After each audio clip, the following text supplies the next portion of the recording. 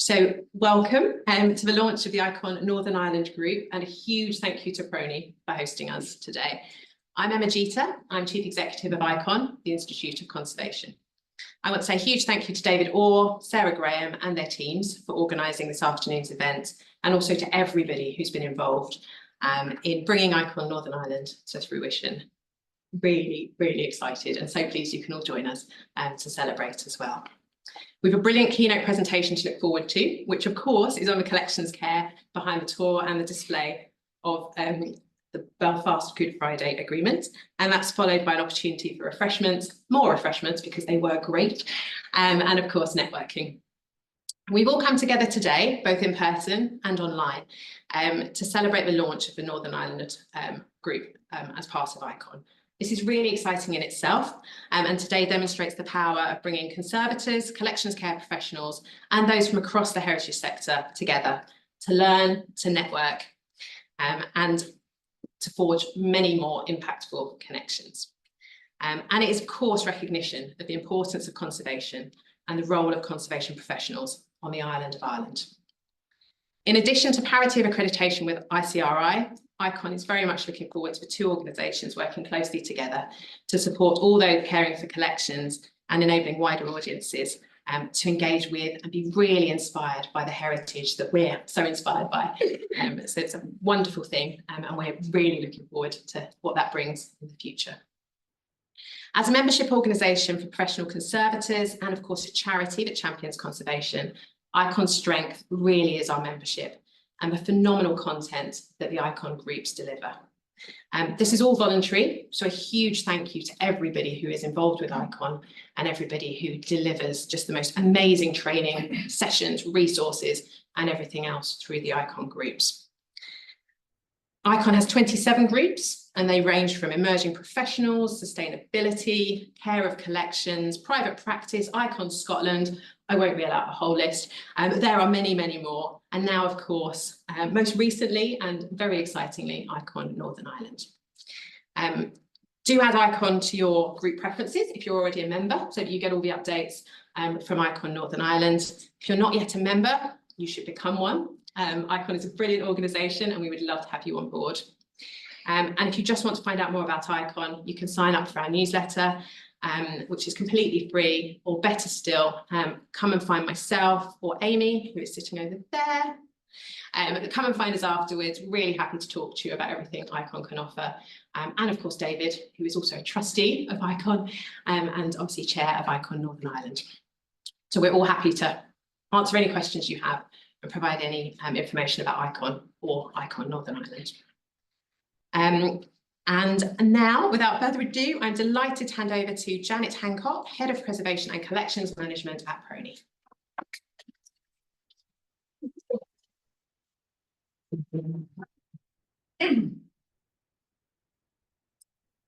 Thank you. Can't hear. Thank you so much, Emma. I'm going to take this off because it's going to jangle in the bottom the podium here. Thank you so much, Emma, and welcome to the Public Record Office of Northern Ireland, or PRONI, as it is more commonly known. As Emma said, I'm Janet Hancock and I'm Head of Preservation and Collections Management here at the Record Office.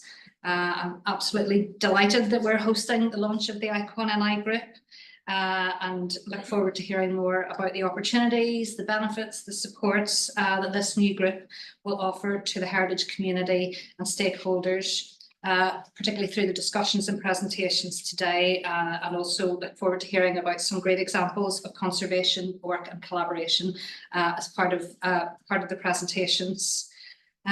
PRONI is a division within the engaged community within the Northern Ireland Department for for Communities. On behalf of the department and PRONI, extend a warm welcome to all of you, in particular any new visitors to the Record Office.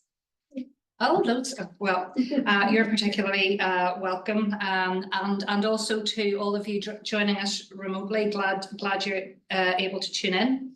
Welcome to those of you who are experienced conservators here in Northern Ireland, working to provide safe display access and use of our treasured historic artefacts, big and small.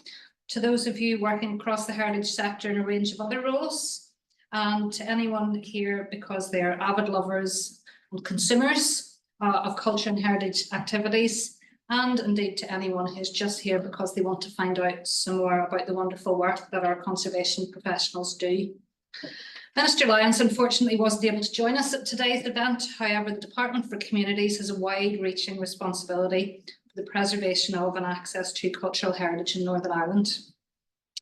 And indeed, the wide range of heritage professionals and specialists who employ their skills to protect and preserve this cultural heritage for future generations. This is done through PRONI as the National Archive for Northern Ireland, with Minister Lyons as Keeper of the Records and an enthusiastic and supportive advocate and a frequent visitor here to the Record Office. Also through responsibility for our built heritage through the Historic Environment Division, and also as a funding body for National Museums NI, Libraries NI, and a range of other cultural and heritage organisations. This commitment has been consolidated through the department's recently announced Heritage, Culture and Creativity programme, which aims to highlight the social and economic value of our built environment, records, libraries and arts sectors, and to continue to encourage participation and build capacity across these areas. PRONI and the Historic Environment Division are further linked through, we're in the home of genealogy through a shared ancestor, D.A. Chart, who was PRONI's first Deputy Keeper of the Records and was pivotal in establishing both organisations for the protection of our combined material heritage here in Northern Ireland. And these ties have been further strengthened with the recent co-location of the Historic Environment Division's Historic Environment Record, Northern Ireland, alongside PRONI here in this building in the city's Titanic Quarter, which is, and this area really is a living legacy of our rich industrial and shipbuilding past. Access to and engagement with culture and heritage enhances lives and brings people together, facilitating exploration of people, places and communities, and providing safe spaces where visitors can explore and sometimes challenge what can be complex and conflicting narratives. And conservation enables safe access whilst ensuring our records, our sites and buildings, our artworks, our furniture and upholstery, and all of the other elements which make up this material culture are preserved so that future generations can continue to benefit from this access too. DFC and PRONI is a busy programme of access and engagement, but this is underpinned by collections care and consolidation of objects, which is often not so visible when people engage with heritage. So the ICON group will be a means by which this work can be highlighted and appreciated in all of its specialisms. That includes archaeology, ceramics, furniture, painting, and of course paper, to name but a few. Conservation combines the teaching of traditional skills and development of technologies that can help us assess the condition of objects and provide, where appropriate, alternatives to handling vulnerable collections directly. For example, storage at National Museum's Artefact Store opens for publicly accessible tours, and indeed a range of behind-the-scenes tours and access will be provided to a range of establishments as part of European Heritage Open Days programme this weekend. As we all work towards environmental sustainability, preservation has an integral part in PRONI's green initiatives, with passive storage measures implemented in September 2022, contributing to a substantial reduction in our gas consumption, reduction of our CO2 emissions, and a significant improvement to our energy performance operational rating, making stable storage of archives part of a greener future for the heritage sector. And indeed, climate action is one of the key issues for all organisations. And the ICRI conference, which will be held in Belfast at the Ulster Museum in October, will be focusing on a theme of conservation approaches to environmental sustainability. Conservation has played a prominent role in a range of collaborative partnership projects here at PRONI, with the aim of providing enhanced access to original records through exhibition, display, public access and digitisation. This includes our partnership with the Virtual Record Treasury of Ireland. So if anybody isn't familiar with that project, please do go online and have a look. Our collaboration with the National Archives UK and the Ulster Scots Agency to loan and exhibit an original copy of the US Declaration of Independence. and with the Northern Ireland office and TNI to display and tour the Belfast Good Friday Agreement, a project you'll be hearing a little bit more about later this afternoon. So without further ado, I'll pass you over to David Orr, who's chair of the new ICON NI Group.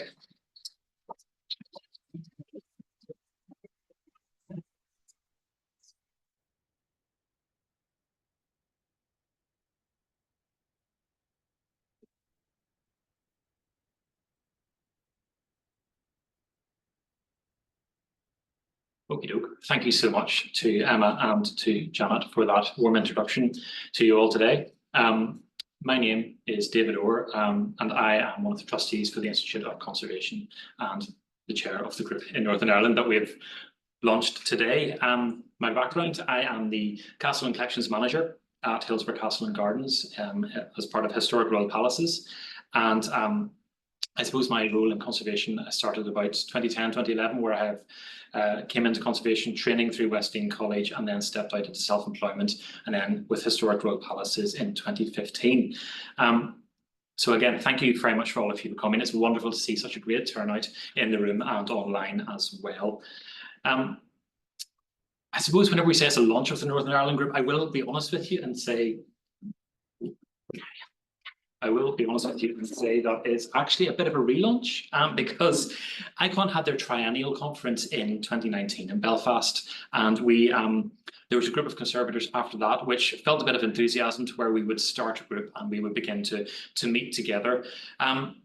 However, as you imagine, we had a couple of meetings and then COVID came along and that kind of knocked everything on the head.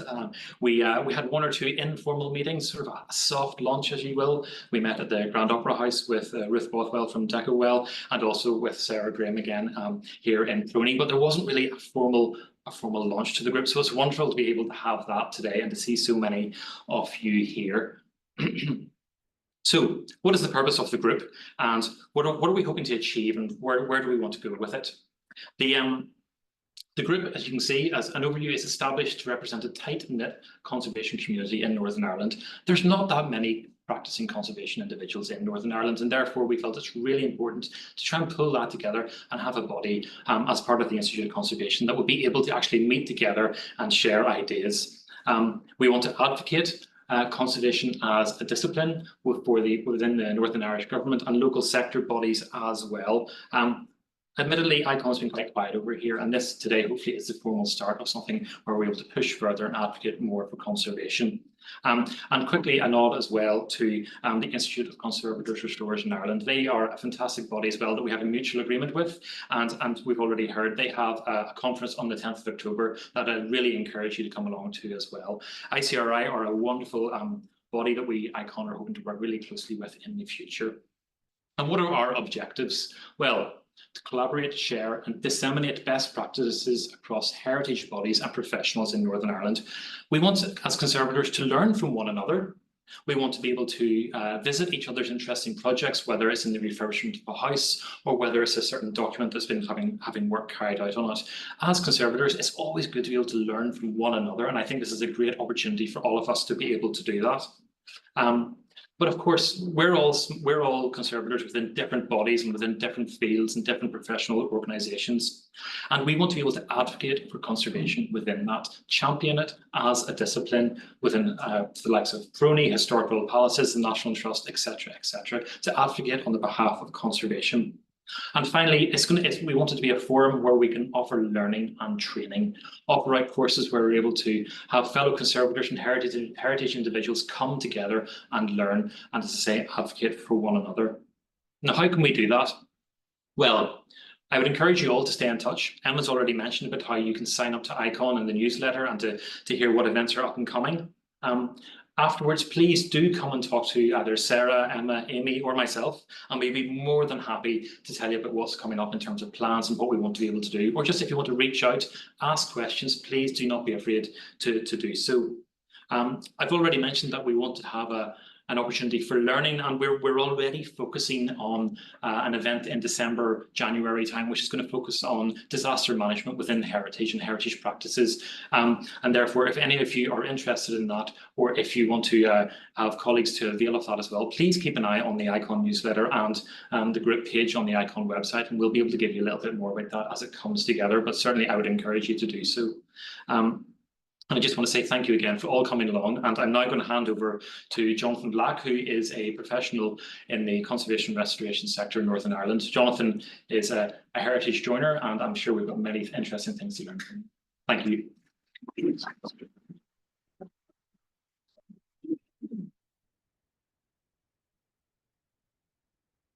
Thank you, David, for the I had come originally registered just to come and find out about ICON, and then I got roped into speaking. So my name is Jonathan Black. I run a small conservation joinery firm in the based in the Marketfelt area, JB Heritage Joinery. Specialise in conservation and repair of historic slide and sash windows in both vernacular and grand houses alike. My journey into the heritage and conservation sector began back in 1999. I just finished my apprenticeship in joinery and was working on new builds and various maintenance projects throughout Northern Ireland.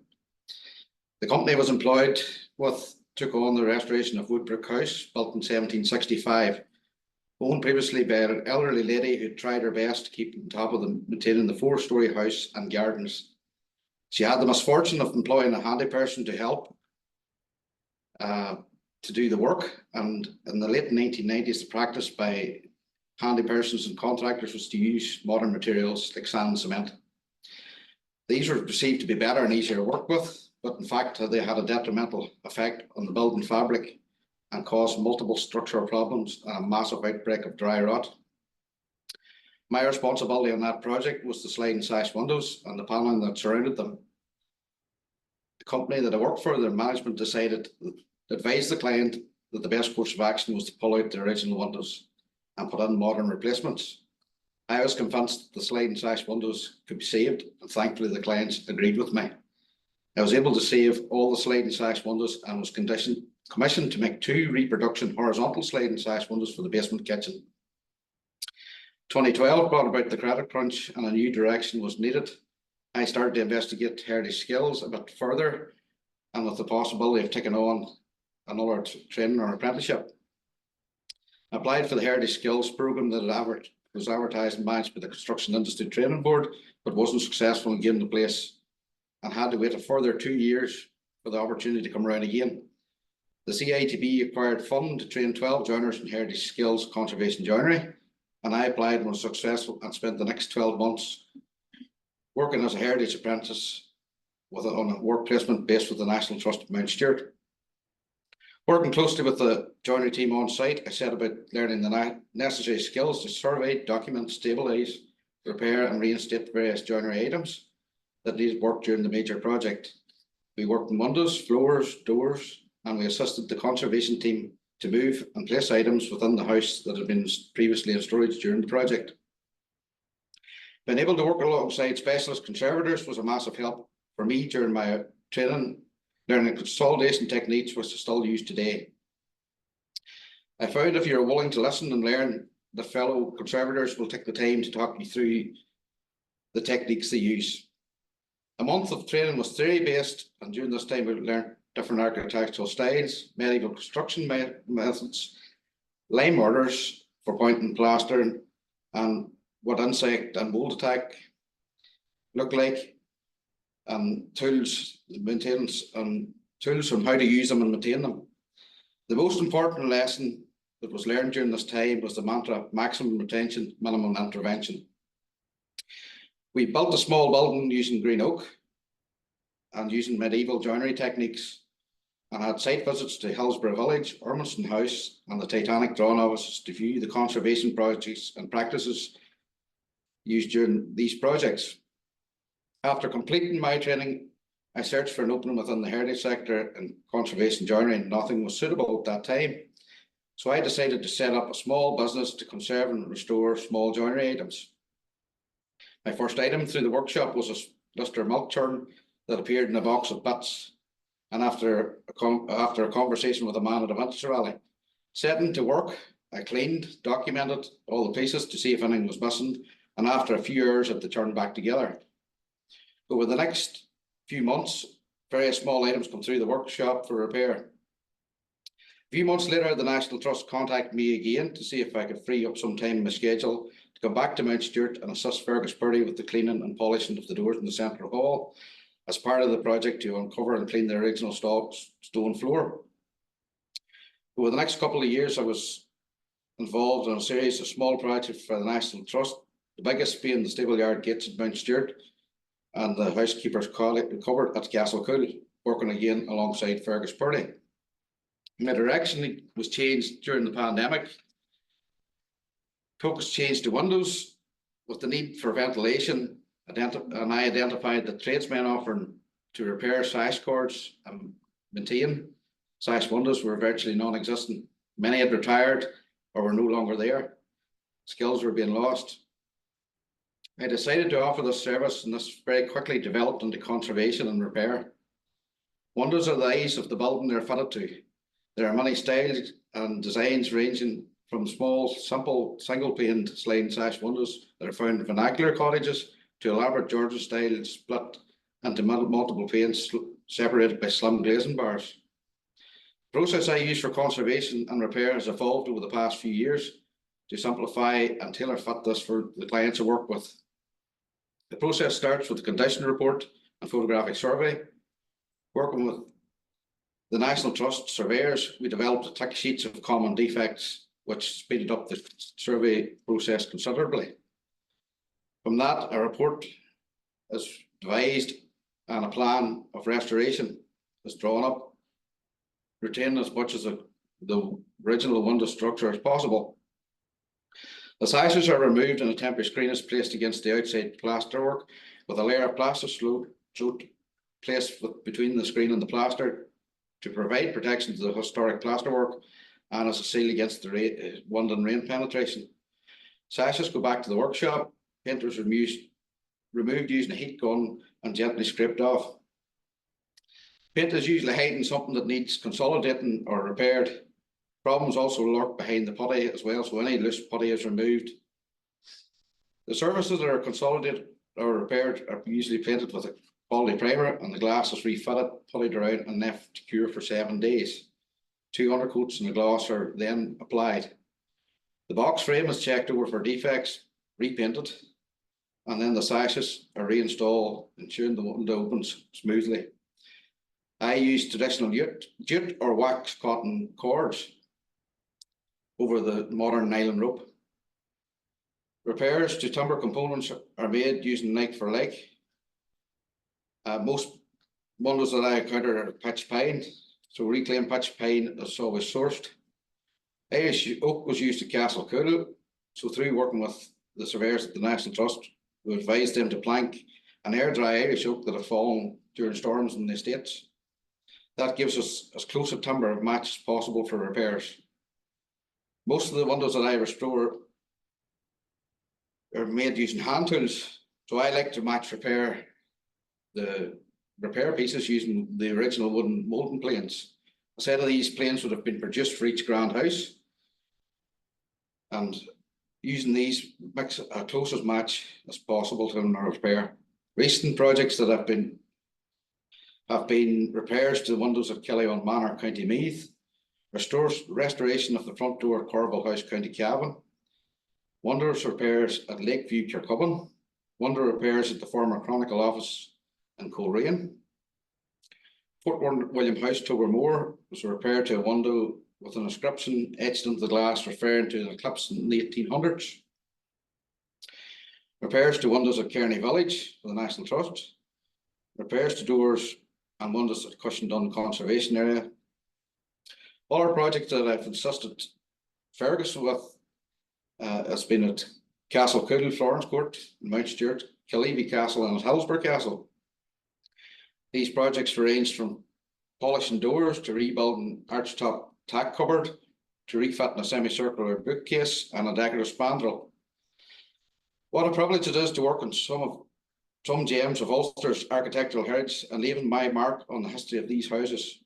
I'm a massive supporter of education and conservation and heritage skills, and was able to share my opinions on training conservation joiners as part of the Enniskillen Workhouse project, and was able to provide a few months placement for some of the participants.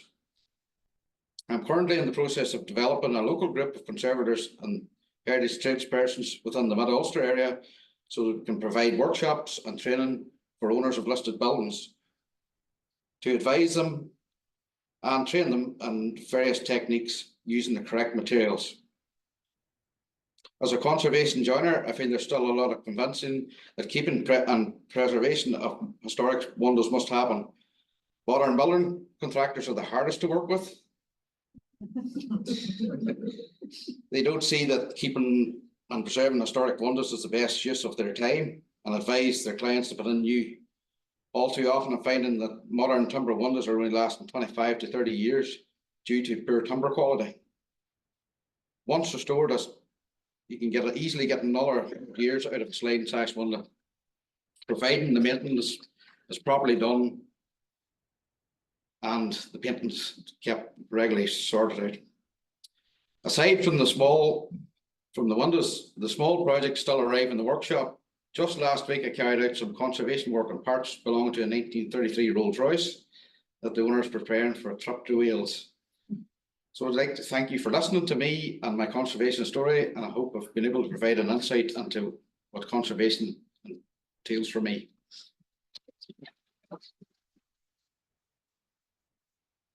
Hello. I'm the first of 3 speakers about this project, and I'm not Georgia.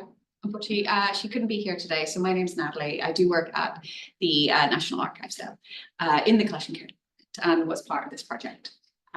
So I'm the first speaker talking about collection care behind the tour and display of the Belfast Good Friday Agreement to mark the 25th anniversary in 2023.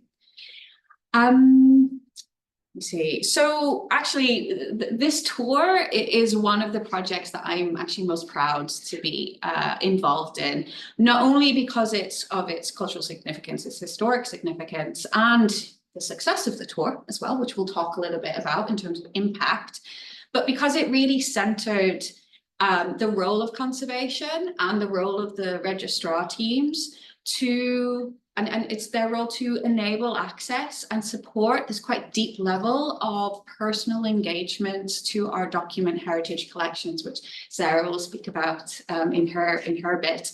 Of course, this wasn't done alone or by one team or one organization, and partnership was key to the success of this project. So I'll talk a little bit about this. So, there we go, grand. But I'm really here just to set the stage for Sarah and David's brilliant talks and give a bit of background to how this project came about.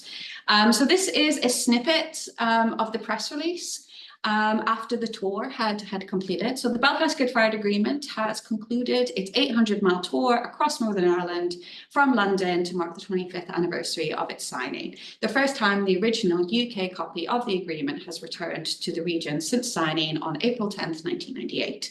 So this project was a partnership between the National Archives, the Northern Ireland Office, and the Public Record Office of Northern Ireland.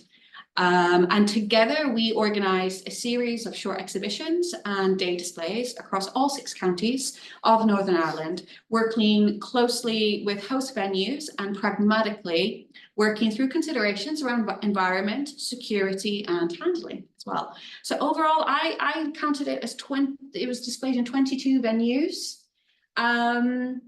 And reached around 3,000 people. I can't remember if I'm including Hillsborough in that. No, okay, brilliant. So there's even more. In most events, the record was actually on open display. And we're talking about civic centres, libraries, halls, and things like this. And so Sarah will talk more about this in detail, but often host venues would have other events or displays going on at the same time. And the record within the kind of the wider 25 years on program, it drew attention to the host venues and their collections to add to the experience and to add to the public engagement agendas and programs of local venues as well.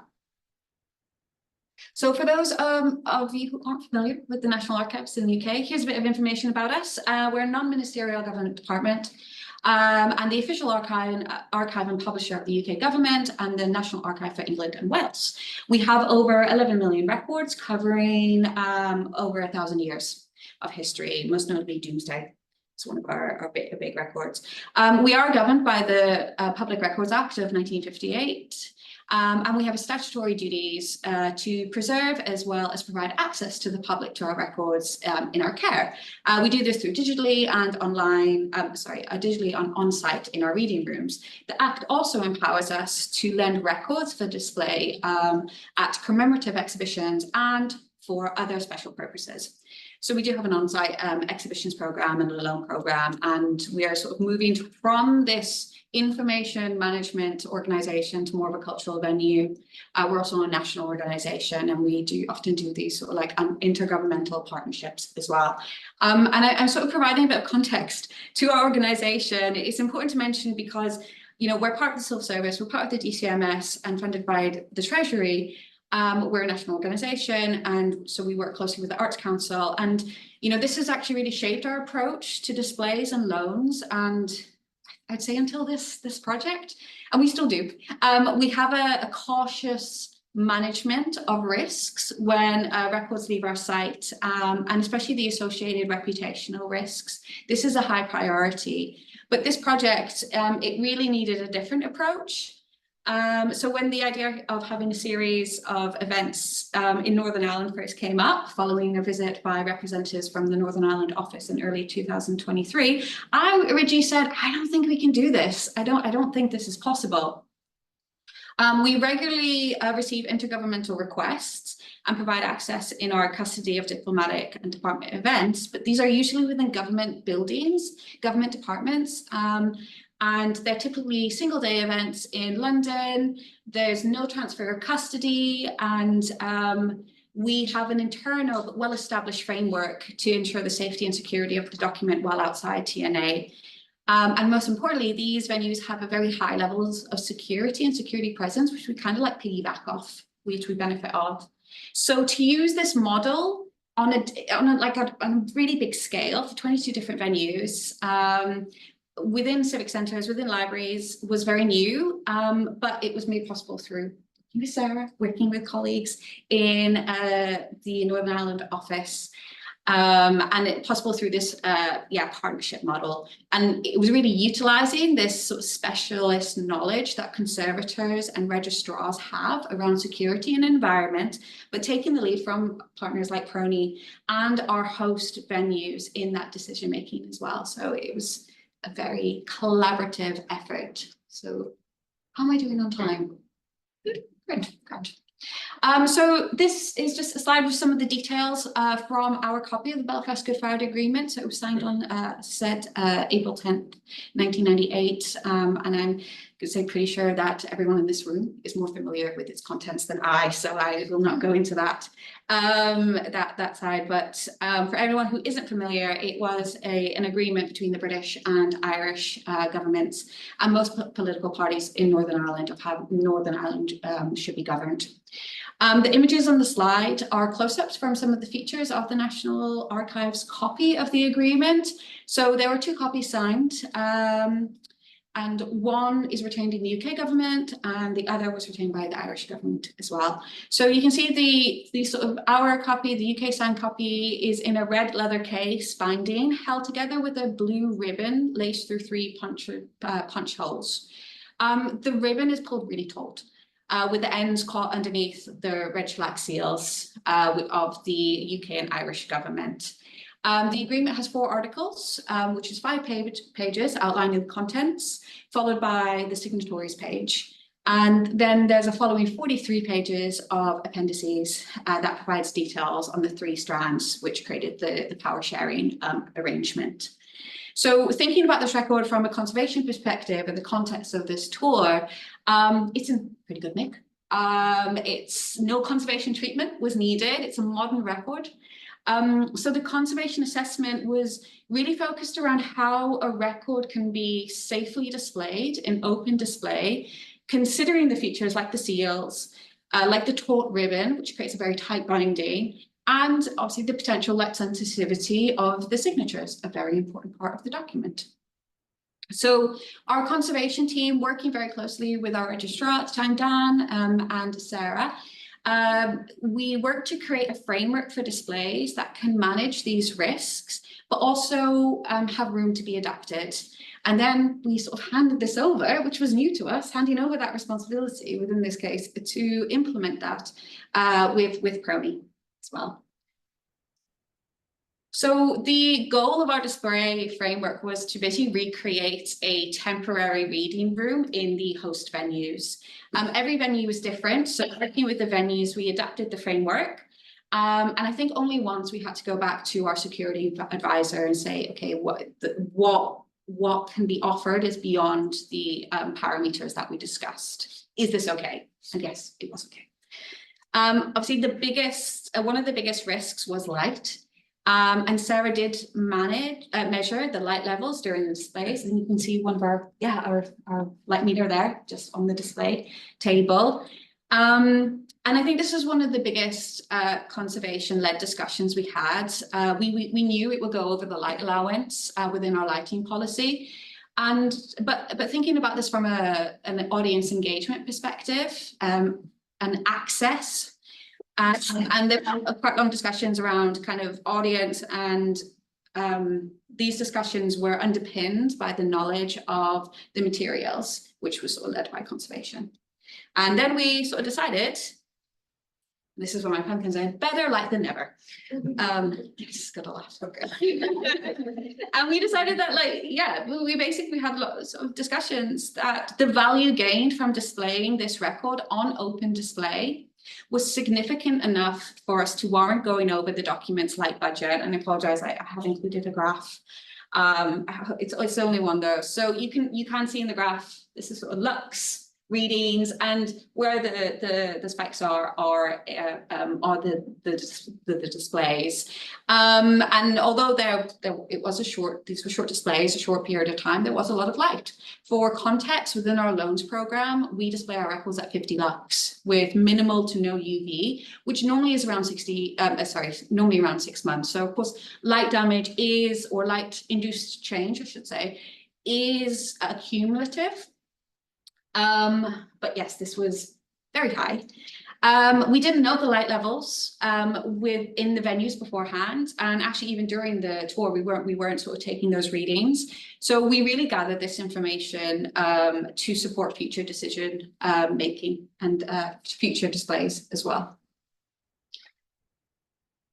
And so finally, for me, I just want to talk a little bit about impact from sort of my point of view. You know, on the screen, I've got just a few of the news clippings. Thinking about impact, the reach was huge, and the promotion of the project, promotion of our organizations, promotion of the Good Friday Agreement was really big. And so for this, it was a really successful project. And then Sarah will talk a bit more about that sort of personal side of the events as well. But for me, the impact was really around the shift in the mindset within our organization, which can take a really long time within a big organization with quite set ways of doing things. And so this project really showed there was a different way to do things, to engage with audiences and kind of have the documents as centerpieces of this. And so using this display framework that we normally use only for government buildings, but within different spaces, it also shifted our role to support and facilitate rather than lead. And having conservation was central, like conservation decision making, and the knowledge of materials was really central to these conversations. So we couldn't have done it without kind of the support of our conservators, our registrars, and our host venues. And yeah, it was just fantastic. Anyway, thanks. That's me.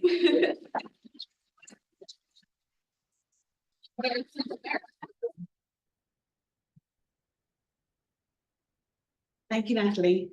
Light induced changed. I like that. Yes. Are we taking that one? Yeah, we've better size damage, don't we? But it's changed. Great. I'll start with a bit of an introduction to PRONI because I'm not entirely sure how many of you are familiar with PRONI. We were created by the new government of Northern Ireland in 1923 after the Public Record Office of Ireland was almost entirely destroyed in the Irish Civil War. Along with extensive private collections, we hold the official record for Northern Ireland. PRONI has a similar statutory role for preservation and access as TNA. And we also hold the government records for devolved powers such as education, tax, health, but importantly for this project, not the Foreign Office, which is why the BGFA is in London, right? Next slide. I'm speaking, look at it. The anniversary of the BGFA happened at a fortunate time for PRONI. In 2023, we were celebrating our centenary. So there was great institutional appetite for big engagement projects. Like some shown in this slide. Have I picked the right one, Stephen? Yeah, good. Approval from public services. PRONI's conservation resource had also just about grown to the point where we could facilitate the programme within Northern Ireland with help from our public services colleagues. This is the photograph of you. This is Caroline from the Northern Ireland office, who was a key part of organising the programme. And the displays that we had, there were 3 different types of displays. Firstly, a 12-day exhibition of the BGFA in the PRONI exhibition area next door, for those of you who are on site, which meant that we needed to meet TNA's standalone requirements. As PRONI is an archive rather than a museum or gallery, the premises and facilities team and I needed to do quite a bit of work to ensure our space was ready. This entailed moving and modifying our display cases, plus reviewing alarms, motion sensors and CCTV to ensure proper security. And despite residual light from the atrium, the display was kept under 50 lux. It was a really valuable experience for PRONI because we had been relying on the use of reproductions. So this, along with a rotating display of PRONI 100 documents last year, has challenged us to use effective collection care and putting original archives front and centre. PRONI took the advantage of the BGFA display by adding complementary documents from our own collections alongside.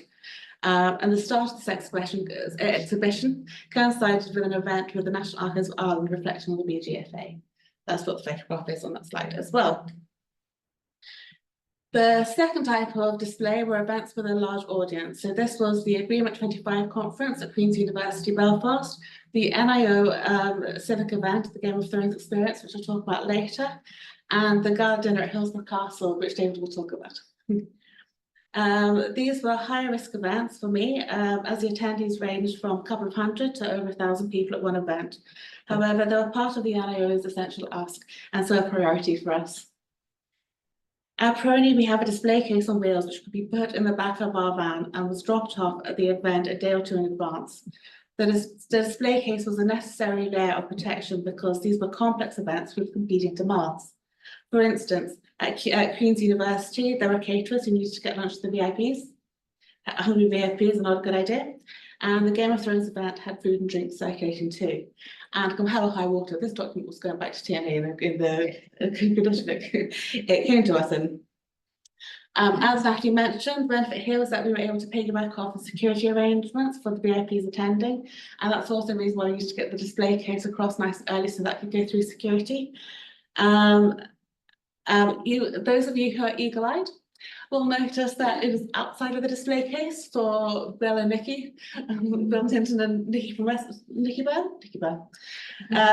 This is because the black and white hall was closed for VIP registration in the morning, but it was back in the display case when it was open to the conference attendees in the afternoon. I promise.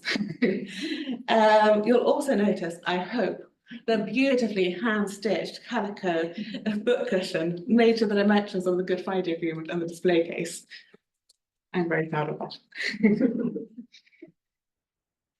And then the third type of event was the day display programme.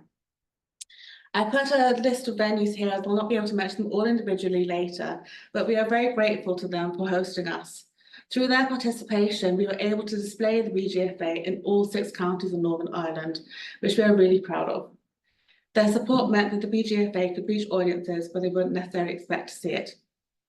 The day display programme allowed libraries, museums, civic and arts centres to host the BGFA for a day without requiring separate loan agreements or facilities and security supplements. Because a member of PRONI was with it at all times, it remained within PRONI's custody and we returned it to our stores overnight.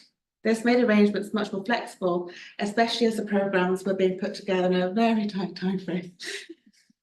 My main concern was that in the day's phase was that something would accidentally or intentionally be spilt on the agreement. So at each location was visited in advance to scope out a location where a proxy reading room could be created. This was a separate room for the display where 6 visitors at a time would be able to look at the agreement. Any more and it became hard to see and difficult to control.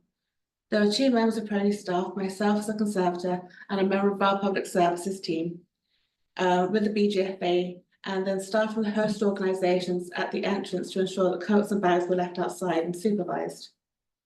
A day display agreement was put together by Caroline and Katrina from the Northern Ireland office, and everybody knew what to expect on the day when we arrived with a Good Friday agreement.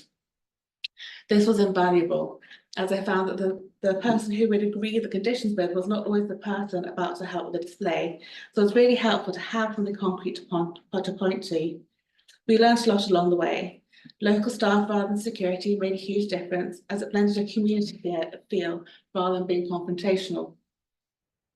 We received a huge amount of feedback from our tour, mainly because we asked for it, or yes, forcibly asked for it, which I put up on the upcoming slides. This is so that you'll have something interesting to look at whilst I'm talking, but also I wanted you to hear what the visitors were saying from them rather than me paraphrasing it on their behalf. It's just a small sample, but you'll get an impression. Okay. As it was possible to control numbers during the day display, we could keep the BGFA outside of the display case and I could turn between the pages with the signatures and the seals. This increased the dwelling time for visitors to share their memories and reflections about the agreement, and was clearly having a much greater impact than if it remained inside the case. The multi-party declaration support was also requested by visitors, as it was the Northern Irish politicians giving their support for the agreement. And we remember that only Tony Blair, Merlin Bertier and David Andrews signed the agreement itself. And the agreement goes, we, the participants of the multi-party negotiations, believe that the agreement we have negotiated offers a truly historic opportunity for a new beginning. We firmly dedicate ourselves to the achievement of reconciliation, tolerance and mutual trust, and to the protection and vindication of the human rights of all. So it really sums up the sentiment of the agreement brilliantly. Along the road, we developed our spiel based on the information we were picking up, like the civil servants who printed the signed copies of the BGFA who we met in Bangor. We imagined what it must have been like in castle buildings after days of negotiating, drinking huge amounts of tea, and the quick turnarounds that Blair and Bertie Ahern could be photographed signing the agreement before Tony Blair flew off for his Easter holidays. In the exhaustions, someone initialed where the signatories should sign, but this was possibly considered too discreet, as the politicians' names have been penciled in again as well, in full. It would be a forgivable mistake, because one of the differences between the UK signed copy and the Irish signed copy is that they sign on the opposite sides, so potentially forgivable in their state of tiredness. Only one person got too close to the document, a rogue finger on the edge of a page, and his explanation was that he just wanted to touch it.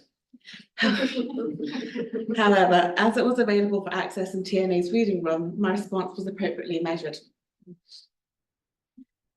Over 1,000 people saw the BGFA in this context. We felt that, and this is free access and outside the display case. We felt that it could get a bit lost by itself, so we created a bit of a pop-up exhibition with banners and 90s footage from the UTB archive held here at PRONI that was edited together by our colleague Felicity. It was important to mark the 25th anniversary of the BGFA because it had such a significant impact on life here in Northern Ireland, and we were conscious that we could bring back some very poignant memories for visitors. The public vote was not unanimous, and we were careful to make sure that there was space within the programme for everybody to be able to express their opinions, positive or negative. In one location, we were aware of negative online comments around the day display, so I doubled the PRONI staff contingent.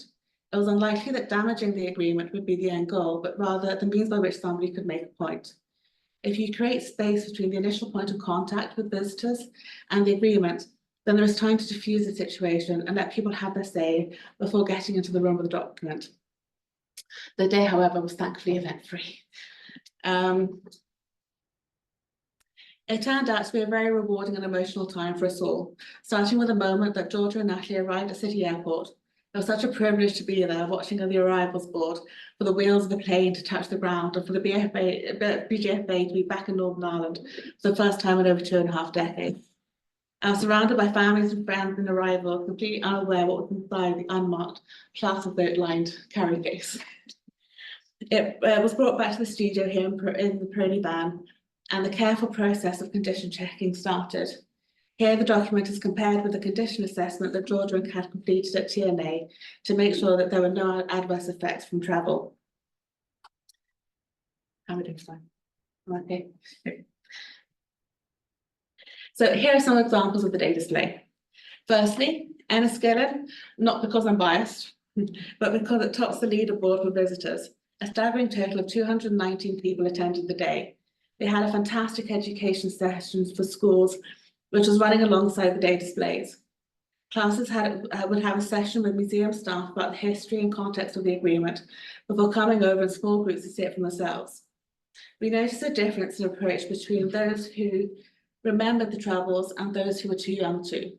A schoolgirl commented, "All of this for a bit of paper." To which I replied, "All of this for 48 bits of paper." But it was a fantastic demonstration of the increased stability of life in Northern Ireland since the signing of this agreement. We had great support from Libraries NI, with displays in Omagh, Derry and Belfast. They are a hub within the community with established audiences. It was exam revision time, so students who were studying came to visit, resulting in Eileen McVery's favourite bit of comment. My mate said it was lethal. I mean, hopefully less lethal than it was before, but you know, we get that point. I've added the photo of my cousin Maria and her baby, Nava, because at every display, parents were bringing their children to see it. And to have their children photographed with it so that they could talk about it when they were older. The frame that was put together, the frame that we put together for the BGFA tour enabled original PRONI documents to tour Libraries NI as part of the PRONI 100 programme. The day display at the Linen Hall coincided with an exhibition about the Good Friday Agreement and an event that looked at the terms of the agreement, hence the professional photographer.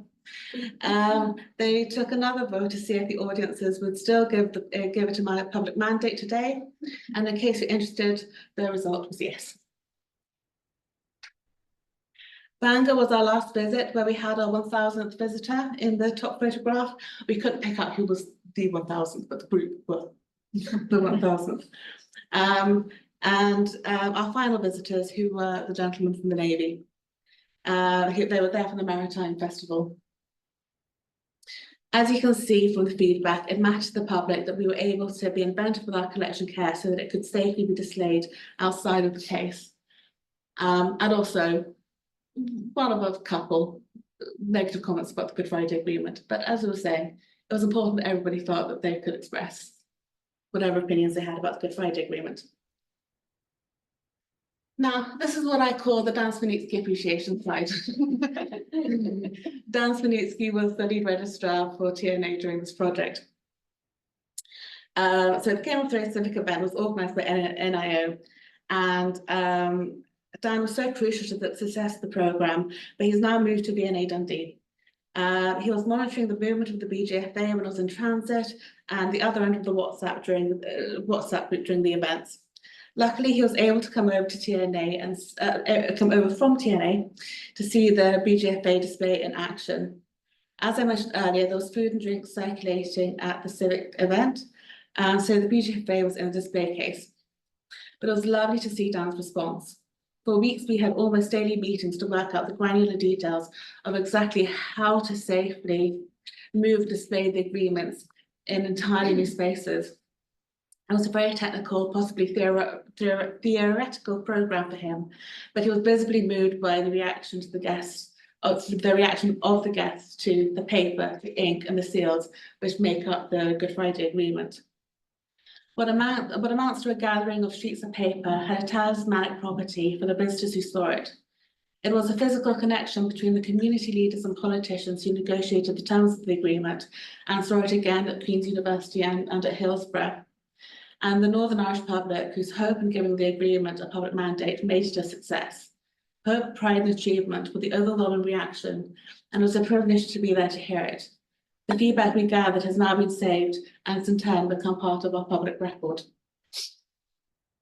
I'll leave you now with, I've moved from my slide of two Dans to my slide of two Davids. David Huddleston, who came down to wave the Good Friday Agreement off when it was going for a couple of months display at Hillsborough Castle. And then David Orr, who was welcoming it into its new home.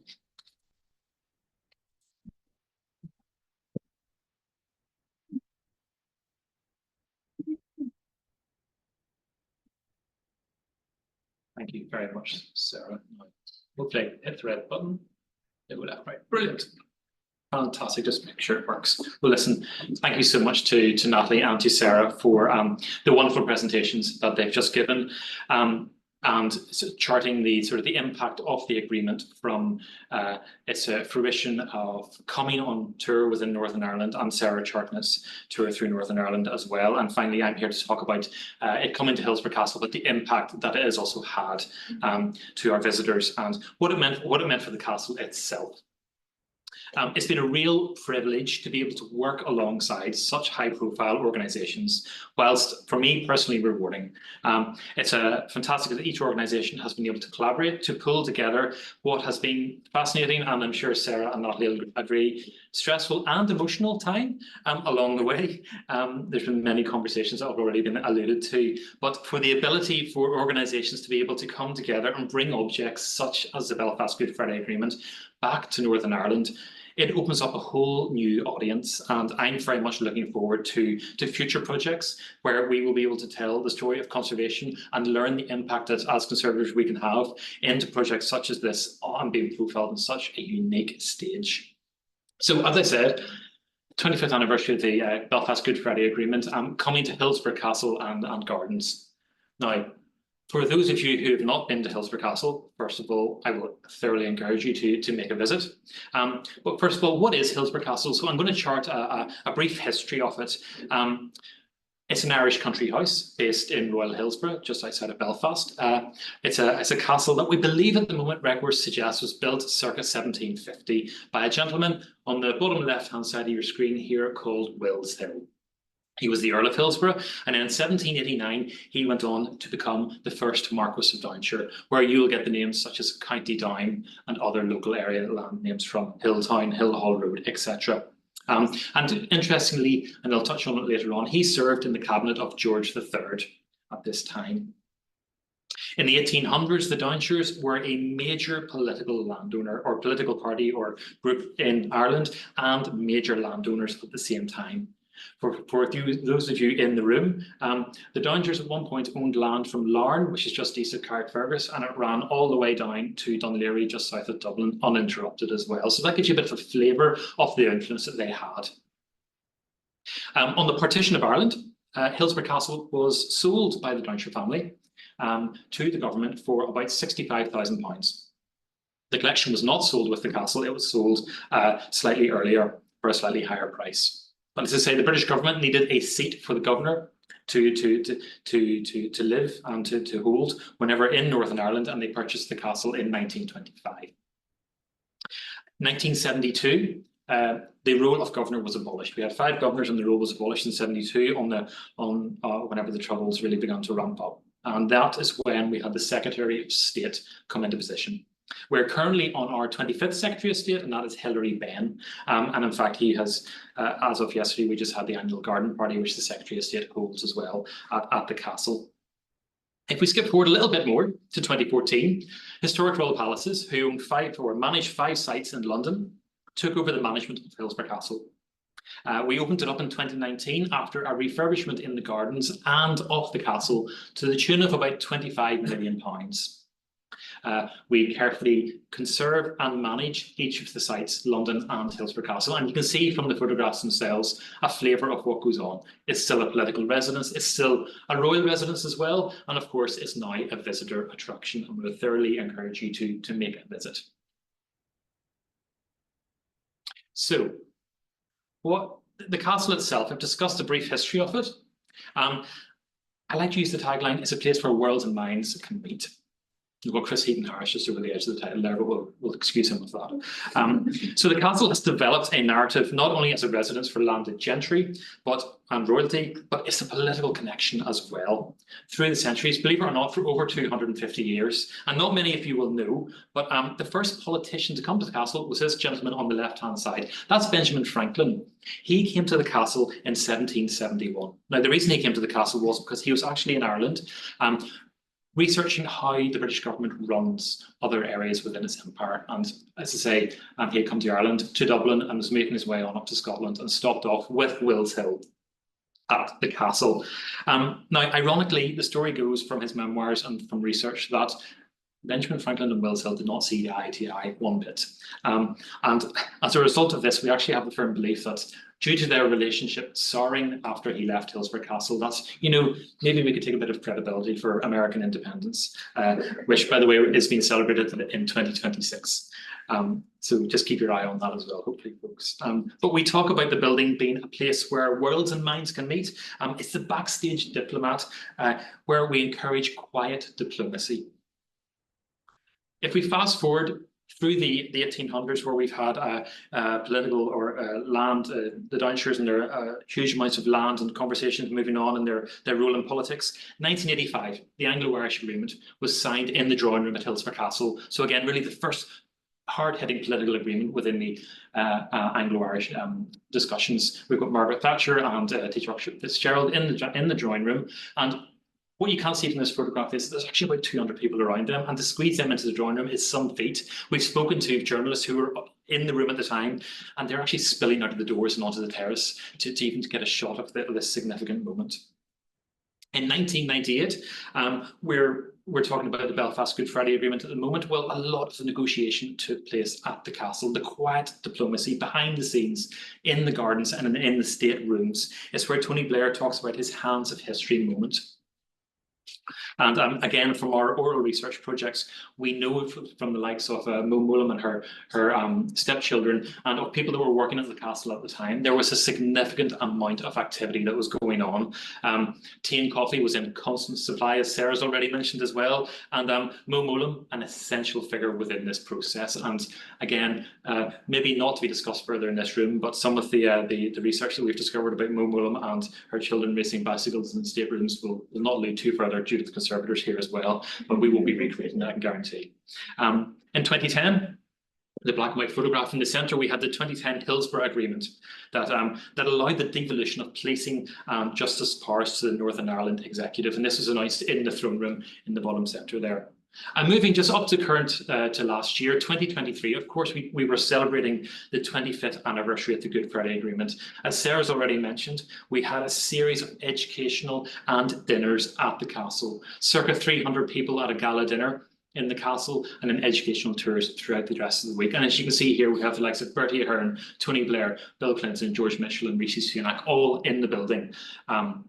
Leading up to that. So again, it gives you a bit of a flavour of the politics that is going on within the building as well. But notably as well, if we move forward a step further, Christmas 23, January 24, this is where most of the discussions took place about the re-entry of Stormont. So what we can see is that the castle is still being used as a political building. It is still being used as a political residence, a visitor attraction, and a royal residence. And it's quite a balance to be able to make sure that we strike the right tone with each of those.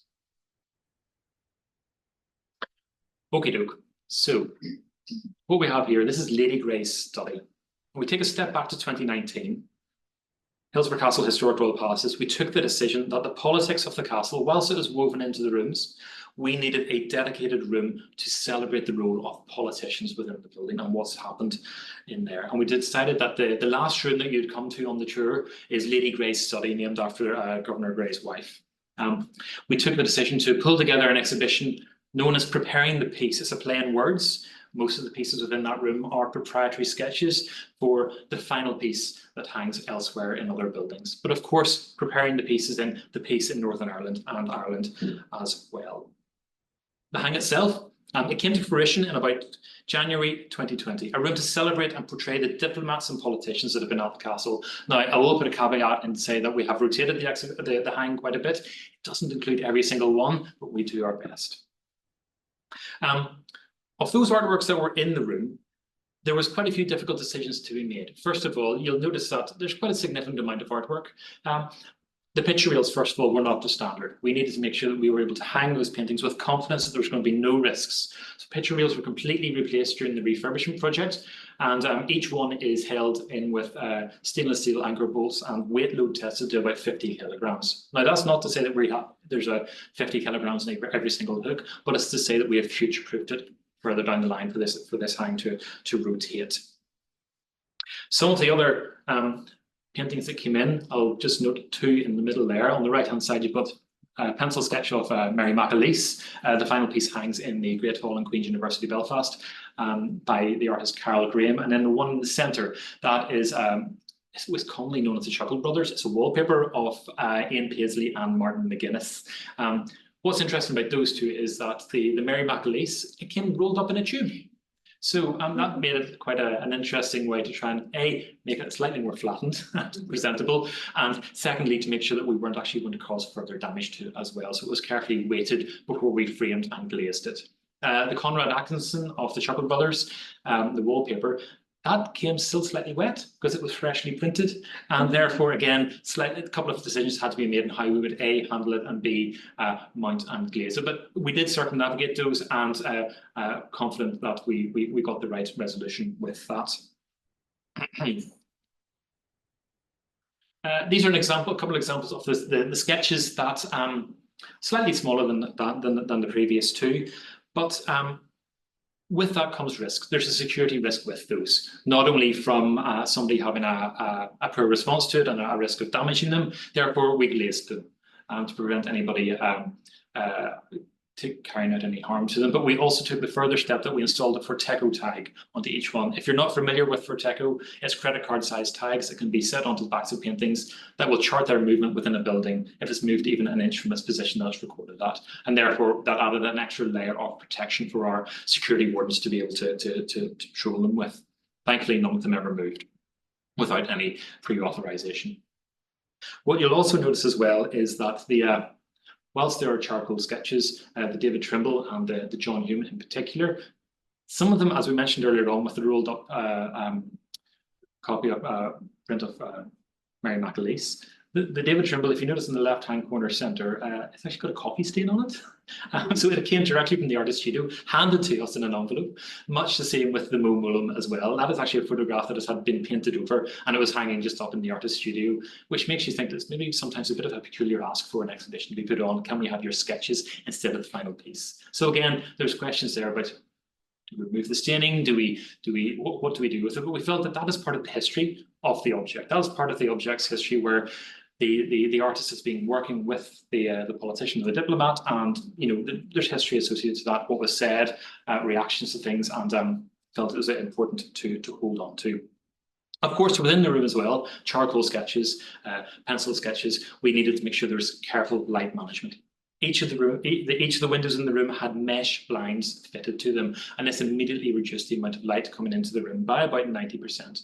On top of that, there was a second blind, a cream blind, which reduced even further, and actually we refer to as a blackout blind. On the glazing on the windows as well, there's UV film applied to each of the single panes as well to ensure there's no UV coming into the room. And of course, data loggers were there present to make sure there wasn't any, that we could record the light. The room itself, take a step back a minute if I can. It was particularly difficult to hang. Now, if I told you that I hung the room once, I hung it 5 times because we needed to make sure that we had a balance between both communities and all the parties within Northern Ireland and Ireland. We didn't want to offend or cause controversy. So we were very clear that we were going to go straight down the line and make sure there wasn't one side being promoted over the other. So as I say, what you'll see is what we'll call a very balanced hang within the room. So fast forward to April 2023, and just slightly earlier in March, the Northern Ireland office got in touch with me to ask if I'd be interested in borrowing the Belfast Good Friday Agreement in collaboration with the National Archives and the Public Record Office of Northern Ireland. And to be honest with you, my reaction, I wanted to jump down the screen and shake their hand, because the opportunity to have such a significant object that a lot of the negotiations took place at the castle was too good to be true. And we are so thankful we were able to take that forward, working with each of the organisations. What followed, as Sarah had already mentioned, and Natalie, has been weeks of detailed discussions about the install and the deinstall of the document. Sarah, as you can see, very kindly undertook most of this for us. Thank you, Sarah. Very much in the week in April that the castle was celebrating the Good Friday Agreement, there was a defensive search underway. We had 40 protected VIPs coming into the building, along with 300 extra people. So you can imagine there was a significant amount of activity. And of course, we wanted to get this highly significant and precious document through the defensive search with no damage. And I think we were very successful at that. Hopefully Sarah agrees as well. Further to the gala dinner that we had, it was held, as Sarah's already alluded to, a showcase which Public Record Office very kindly lent to us for the display. You can see the light monitor on the resting on the right-hand side as well. Notably, on the left-hand side, you'll notice there's a document standing on an easel. This document, believe it or not, is signatures of all of the people that attended the gala dinner. So we have the likes of Bill Clinton, Tony Blair, Gerry Adams, all signing the an imitation copy, which has been fantastic to record the moment at the castle. We now hold this within our own personal archives as well.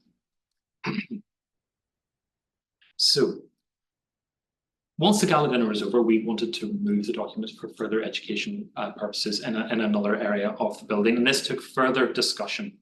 It included the route that we were going to take the document through. Did we need to demount it from the showcase? And in the end, we did, to make sure there's no step. It was a step-free access, that we could roll the case through, that the document was tracked through the building as well.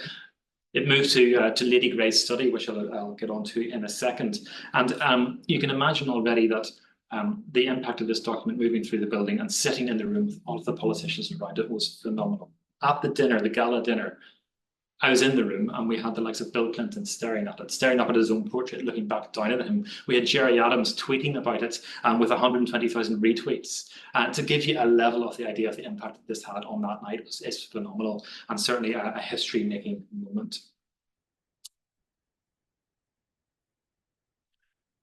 Once the gala dinner and the educational week was completed, as we know, the document toured around the rest of the province, but through collaboration with the National Archives, we had the wonderful opportunity to be able to borrow it again for a slightly longer period, through to about October 2023. At this point, we were unable to borrow the showcase from Public Record Office, but fortunately, a couple of weeks prior to its install in June of that year, we had a distinct display case brought over from Kensington Palace. The key thing was that as an active residence, political residence, royal residence, we needed to make sure that the display case itself looked part of the furniture. It didn't look out of place. And what you can see is a beautifully decorated wooden table with the showcase built into it. This showcase met with the GIA Government Indemnity Scheme specifications. It had silica gel trays underneath it to try and maintain a stable environment. Of course, we still had our relative humidity logger in there, along with the lights and the Lux UV data logger as well. We slipped in a Forteco type underneath Sarah's beautifully crafted support to make sure that it's an extra layer of security. Beyond that, we had double barrel locks on the object, and at night we had 24/7 security in the castle to protect as well, along with the rest of the artworks. The opportunity to be able to display such a historic item in Lady Grey's study surrounded by the sketches of the people who assisted in the fruition of it, had a phenomenal impact. We've already alluded to the numbers of people that the document would have impacted whenever it toured the province. Within the castle itself, we've calculated circa 20,000 people came through the building or came through the estate and saw the object there. And this included community access schemes and it included education groups, as you can see here as well. And just to finish off, I want to give you a couple of quotes, like as per what Sarah has also already mentioned. A political mecca. This was mentioned by some significant VVIPs that had visited the castle. They came to Lady Grey's study at the end of their tour and were just astounded that we had all of the sketches in this room looking down on the Belfast Good Friday Agreement. Other visitors referred to it as the headline act of the music of the festival. The BBC ran with the headlines during the Good Friday Agreement's dinner celebrations that it was like the band getting back together with Tony Blair and Bill Clinton and Bertie Ahern, George Mitchell. Well, it's similar within this room. People refer to that as the final piece within the room that really brought it to life, that really just we came full circle with the hang itself. And what we didn't know in January 2020, after closing for COVID, we didn't get the impact that we expected. But in 2023, we certainly did and surpassed that with the agreement coming on board. And finally as well, I didn't want to come today. My wife encouraged me. I never thought I would be moved in this way to come to Hillsborough Castle and see this on display. Hillsborough Castle very much tries to track down the middle of the line in politics, and this gentleman very much was of one side of the community and was not wanting to come. But to be honest with you, whenever he says he was moved to tears with one of our hosts, that he was blown away by the room and the documents sitting there. So that is sort of the impact that we were hoping to achieve with the documents and been able to put it on display. The impact that it's had at the castle underlines the role of the castle in its conception as a place for quiet diplomacy. And as we've already mentioned, the castle still performs this function. Within historic royal palaces, we often refer to history where it happened. But what I think with what it can be taken from this object, this document significantly, is that not only does it stir spirits, as we can see, but in such a special place, we actually believe that history happens at Hillsborough Castle. It still does. And I would like to think the impact of this echoes that as well. So thank you very much.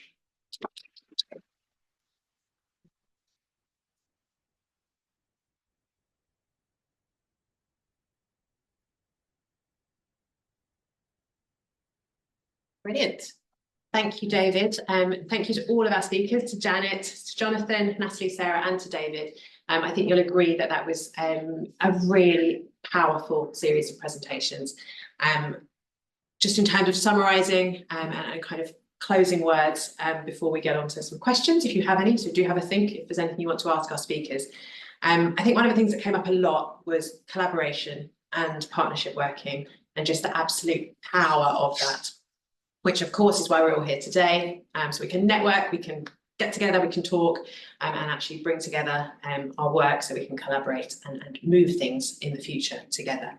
And this really brings me to the role of conservators. And it was quite clear through all of those presentations that actually, yes, we know what the role on paper is, but actually it's also to push boundaries, progress attitudes to heritage, and of course for important historical documents. And that's both in terms of the public and their access and their engagement, but also, as Natalie said, within our own organisations. And we've seen from these presentations just how seismic and really important that can be.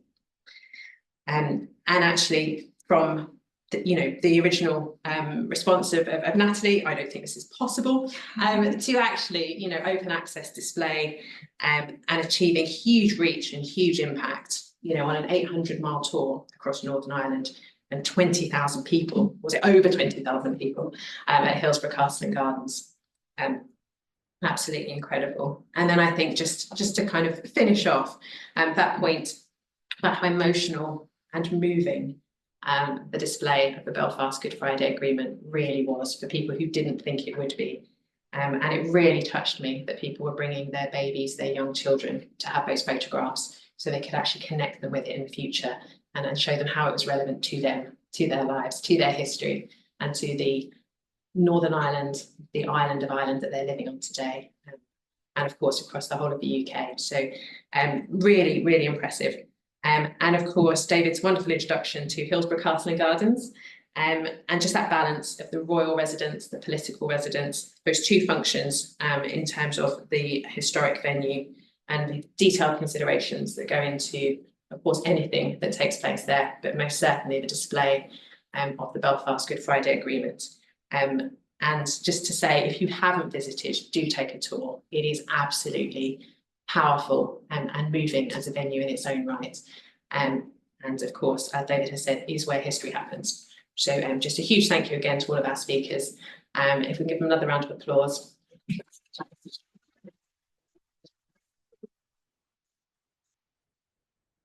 And now it's time, we're healthy on time. I think we're ahead of time actually. So there'll be good time for networking, tea and coffee and more lovely cakes. But before we do that, does anyone have any questions for any of our speakers? And Amy, do we have any questions online from our online audience? Okay, great. Well, if there are no questions in the room or online, I suggest we wrap up and head over for more refreshments and plenty of time to network, chat, and ask all those questions that I know you have and are burning to ask that we'd rather ask on a one-to-one basis or when we're having a nice cup of tea. Brilliant. Thank you, everybody.